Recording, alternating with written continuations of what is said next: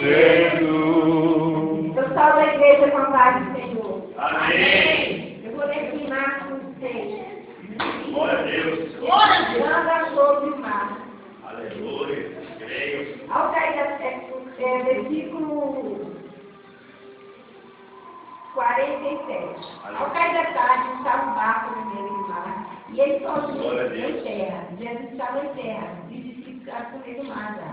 Atravessaram para o outro lado e Jesus estava pregando no monte. Né?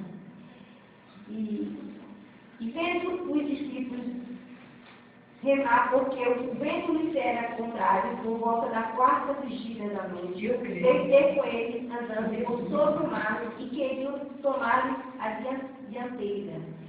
Eles, porém, vendo andar sobre o mar, pensaram que tratar-se de um fantasma e gritaram, pois todos ficaram aterrados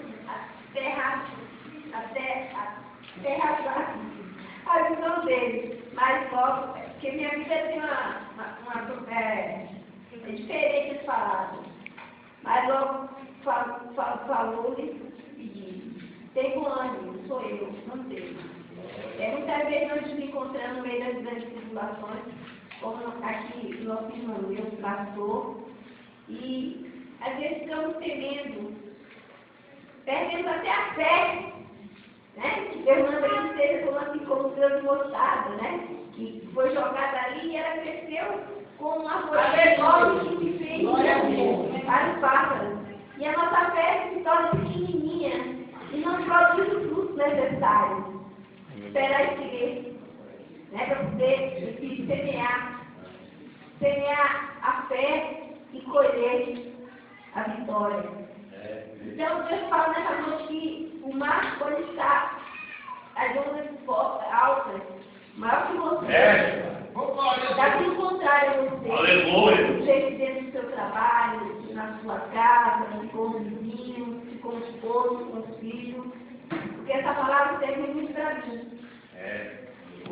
Mas Deus manda dizer, não temas, que Ele está contigo, eu creio. Bota o mar do lado direito, da esquerda, Deus está na frente, está no negócio. É só isso que eu quero falar, né? Não temas, irmão. Para mim também não tem. Aqui você tem Deus está comigo, eu creio.